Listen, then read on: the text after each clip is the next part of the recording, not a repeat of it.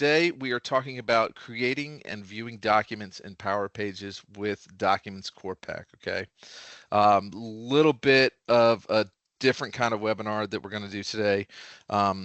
It's a little bit more intense. So just be prepared. Again, Michael's there to answer any questions that you might have. So let's talk a little bit about here how this all works. So the first thing you need, there's a couple of prerequisites that you're going to have. Of course, they're kind of obvious, but I kind of want to go over them. So you're going to need a Power Pages website, right? Basically, it can be as simple as the one here shown in the picture, right? So just a simple little form that someone's going to fill out and have all their information in there and submit that. Next is going to be Power Automate.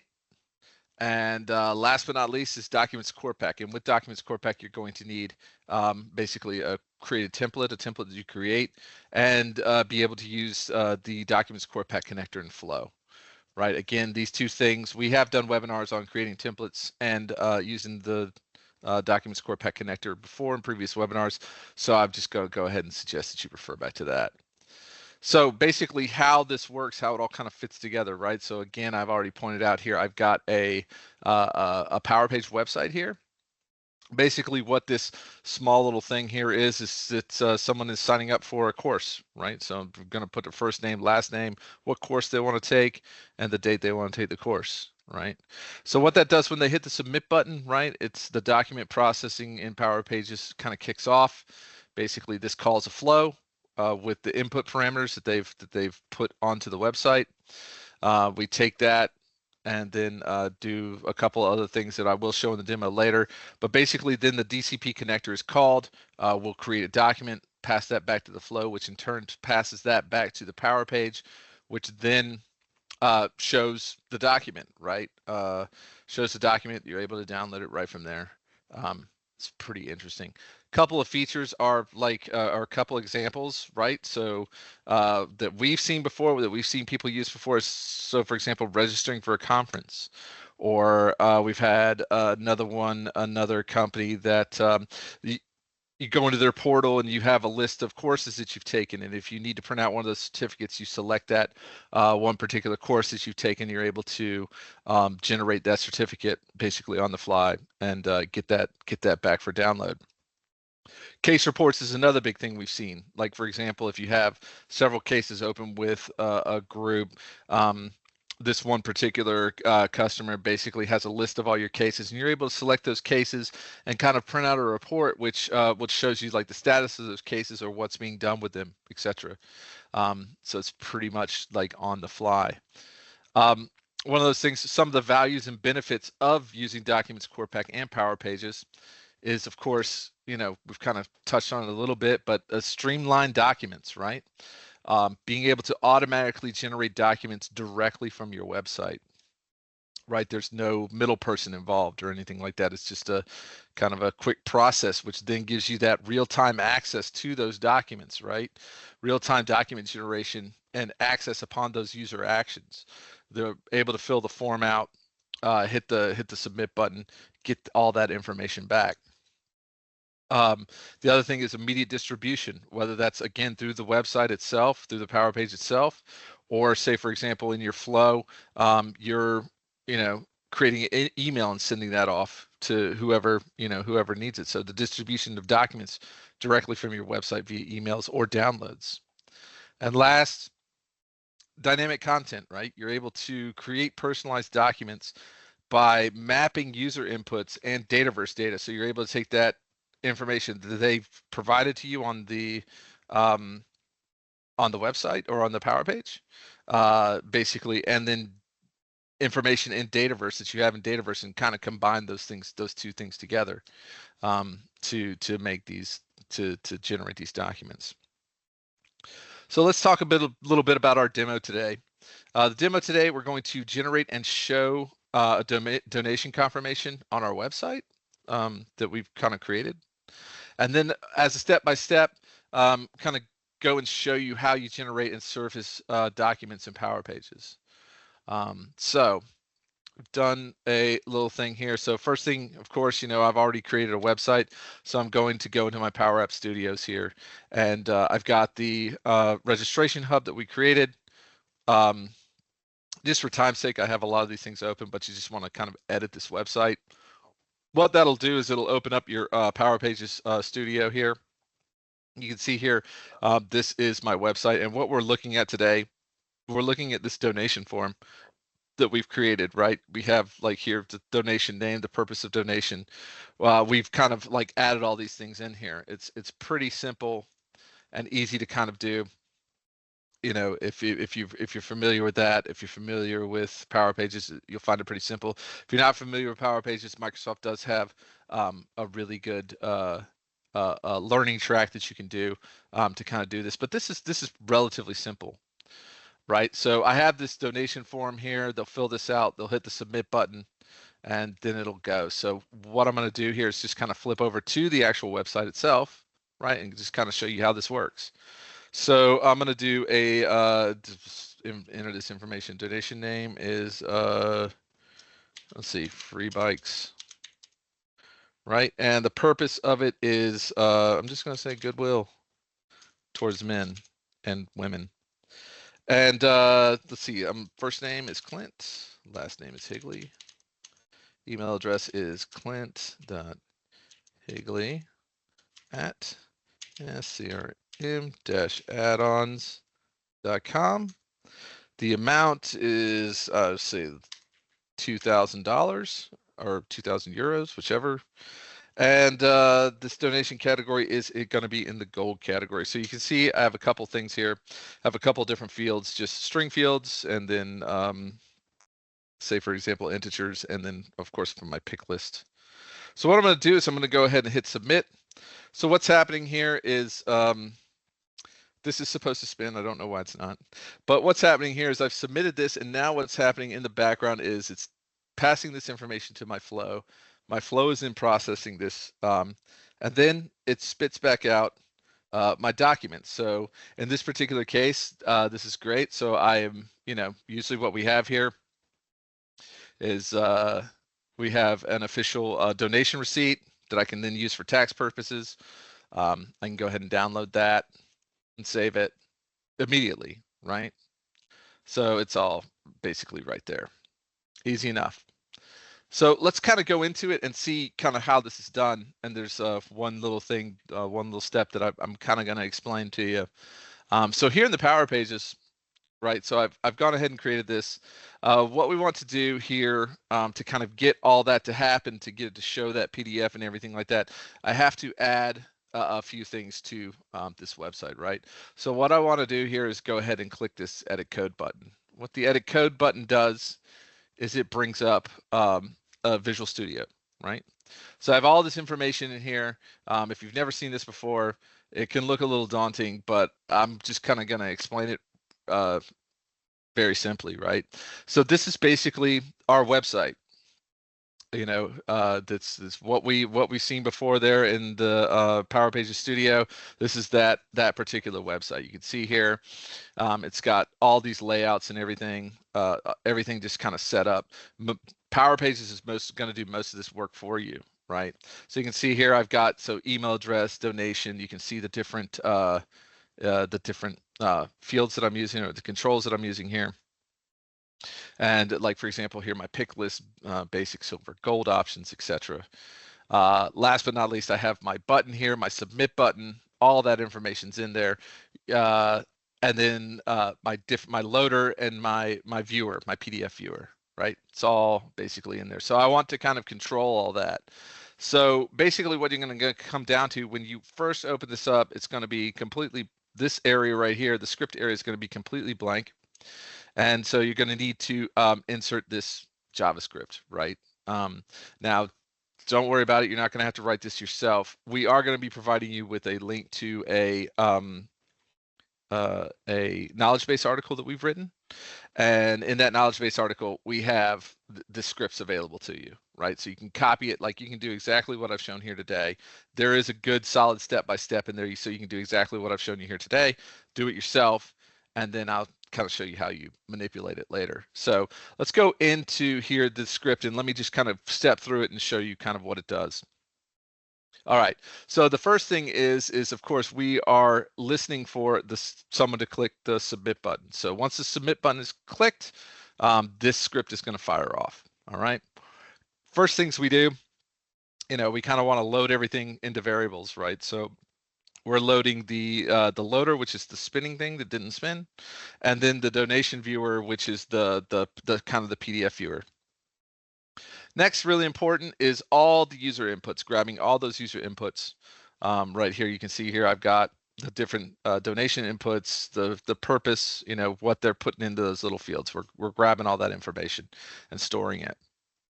The next thing we're doing here is we are showing the we're showing the spinner that didn't spin, and we're hiding the PDF viewer because we don't want that shown. We don't want it blank or anything like that. We just kind of want a little bit of feedback, right? So the next thing is probably like one of the most important parts. What we have to do is we have to prepare that data to send it to Flow, right? So what we want to do is we want to create a JSON object, right, that our Flow can read. Right, so I create this JSON object here by just setting this up just like this, right? And basically what this is this it's called a payload, right? So I'm setting up a payload to deliver that payload to Flow, right? So I have like the donation name and etc. Loading all that into there. The next piece is I want to tell it which flow to send this payload to, and every single flow that you create, there's always a URL, right? It's accessible via its URL, right? So the URL is again found under Setup Cloud Flows in your Power Pages environment, right? So this is the URL for my particular flow that I'm triggering, right? And so I stick that in there. So here we go. I'm delivering the payload, setting this up as the JSON object, right, to deliver. And then here is basically where the magic happens here and underneath the shell command. So the first thing I'm doing is I am sending that information over to the flow. So it's just a post is I'm sending it over, right? And the content, it's going to be JSON to this particular URL here. I let it know that it's sending the actual payload of information that I've sent, right? And then it just a couple of the tags right here. So once I've sent that over, it's now sent over to the flow. That is where the flow kind of takes over. And this script just waits. It waits for return information from that flow. So now, once I'm here, what I want to do is I want to, put a pin right here, and I want to jump over to the flow and kind of show you how that works. So I'm going to go back, and I want to show you this real quick. It's kind of what this flow is kind of expecting. So this is going to hopefully not take long for this to come up. The system's been a little bit slow this morning.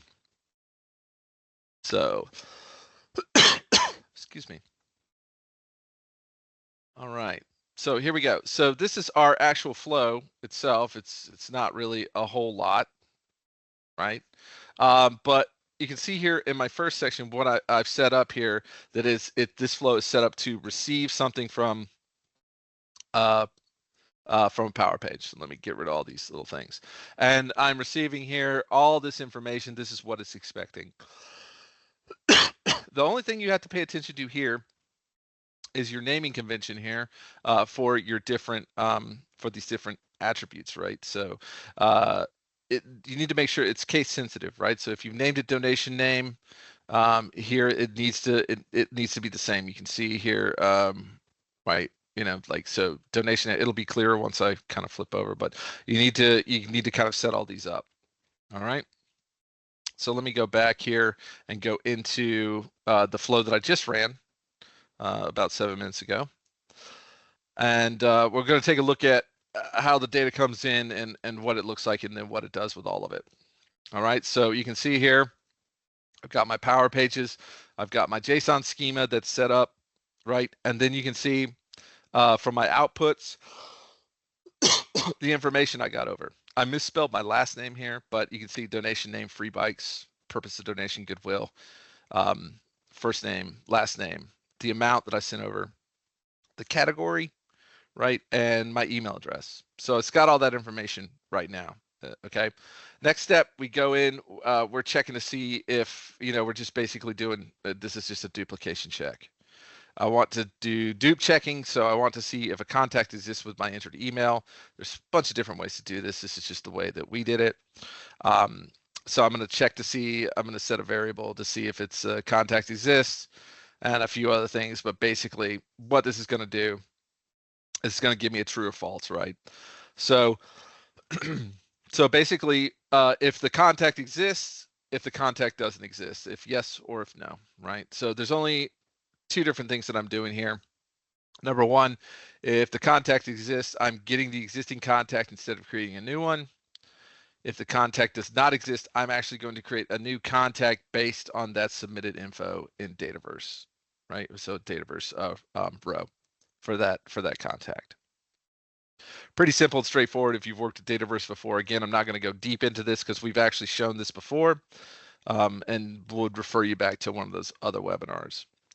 The next piece here, since it is yes, since I do exist in Dataverse here, basically what's going to happen is I'm going to create a donation record based on the given information, which is the the stuff I filled out on the Power Page, and my existing contact, right? So it puts together this donation record, which is a custom table that we created, to save all this donation information. So it creates that donation record with my information and then the information that I filled in, right? Once I have that, I can use the DocumentsCorePack connector here.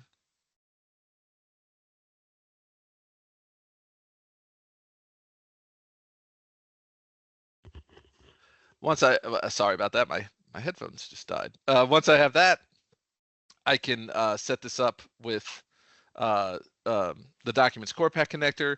Basically, it's relatively simple. I just have to give it three things, telling it the template, the row ID of the donation record that we've just created, and the file type, PDF. That's all I want to do. You can see from my output, I get back my file name, my document content is a base64 string, right? This is a PDF, etc. Right?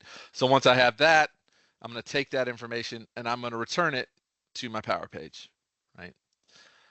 So basically what the Power Page is getting back is it's getting back the following here, that the document content in base64.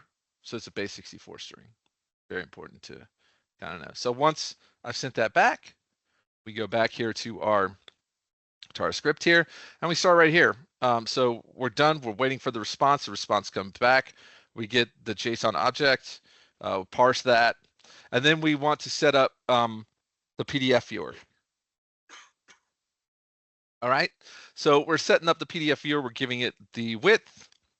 We're giving it the height, and we're letting it know that it's getting a PDF, right? And we're letting it know that it's a base64, and we're adding that document content, so that base64 string, that the document content that I kind of showed you, we're adding that in. So adding the base64 string. Here it's creating that new PDF and getting ready to show it.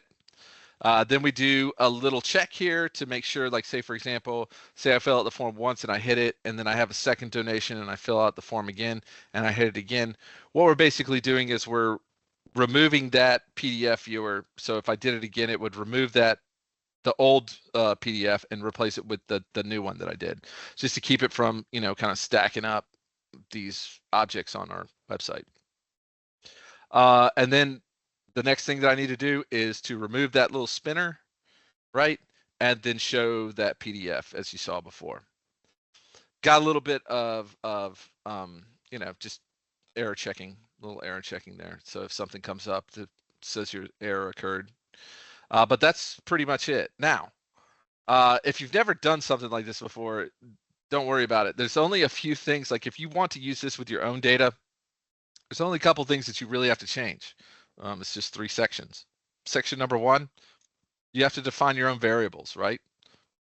Just, if you have a Power Page, right, with a form and you want to try this out on, you just need to define your own variables here, right? The next piece is you need to set up your JSON, the JSON object or the payload. Have to set this up there, change that, and then you need to set this to your own the URL for your own flow that you're going to use, right?